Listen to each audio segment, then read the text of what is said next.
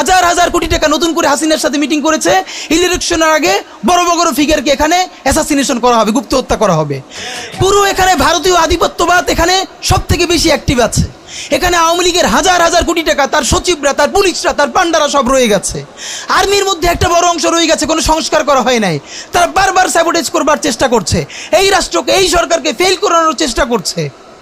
তো আপনি মুক্তিযুদ্ধের পরে যে ৩-৪ বছর এই রকম রাহাজানি হয়েছে, সেটাকে যদি অটকুন দিতে পারেন যে নতুন রাষ্ট্র গঠনের আগে এই ঝামেলাটা হয়, তাহলে এই যে নতুন বাংলাদেশের স্বপ্নের মধ্যে এইগুলোকে আপনি বড় করে মপ করে ফ্রেমিং করেন, আপনি এই জবান যে আপনার না, এই জবান যে দিল্লির জবান, ভারতীয় আধিপত্যবাদের জবান, সেইটা বুঝতে আমাদের পিএইচডি করা লাগে না। সুতরাং জুলাই সনদের সাথে নির্বাচনের ক্ষেত্রে শুধু আমাদের 2 মিনিট কথা। নির্বাচন হতে হবে। আমি একটু ভদ্রতার সাথে এবং শ্রদ্ধার সাথে বিনয় আমি জানাচ্ছি যে ভাইরা যেটা বলেছেন সকল দল মিলে আগামী 20 বছর নির্বাচন না হোক, না, এটা আমরা চাই না। আমরা নির্বাচন চাই। মানুষ গত 16 বছরে ভোট দিতে পারে নাই। মানুষ আনন্দ নিয়া শীতের সকালে বাচ্চা কাচ্চাকে কুয়াশার মধ্যে লাইন দিয়ে দাঁড়াই থাকবে, ভোট দিবে। আমরা সেই বাংলাদেশ দেখতে চাই। আমরা নির্বাচন চাই, নির্বাচন হতেই হবে। এই নির্বাচনকে বানচাল করবার জন্য দিল্লি থেকে শুরু করে আওয়ামী লীগ হাজার হাজার কোটি টাকা নতুন করে এখানে বিনিয়োগ করছে। নির্বাচন লাগবে। তবে আমাদের প্রশ্ন হলো, সেই নির্বাচনের ম্যান্ডেট হবে কি? এখানেই আমাদের কথা। কোনো ধরনের আপোষ ছাড়াই নতুন নির্বাচন হইতে হবে জুলাই সনদের ভিত্তিতে। এইটাই আমাদের কথা।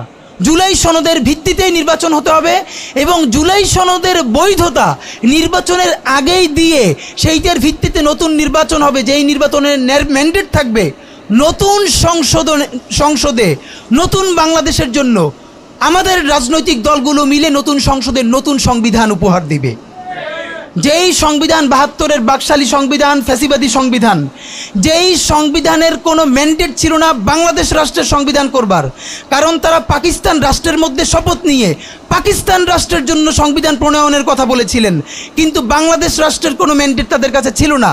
তারপরে তারা সংবিধান রচনা করেছেন, এরপরেও তারা একটা সেই সংবিধানকে লেজিটিমেট করবার জন্য একটা গণভোট দেন নাই।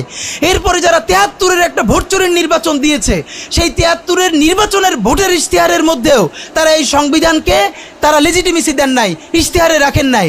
সেই সংবিধানকে যুগের পরে যুগ আমরা বয়ে বেড়াবো, সেই দায়বদ্ধতা তো আমাদের নাই। এবং সেই সংবিধান কেমন ফ্যাসিস্ট সংবিধান করা হয়েছে, যেইটার সাংবিধানিক ভিত্তি দিয়েই আপনি একটা কথা বলতে পারবেন। এই যে সবাই বলে আইনের কথা, বলেন তো পারলে একটা কথা, হাসিনা কোনটা বেআইনি কাজ করছে? না, হাসিনা একটাও বেআইনি কাজ করে নাই।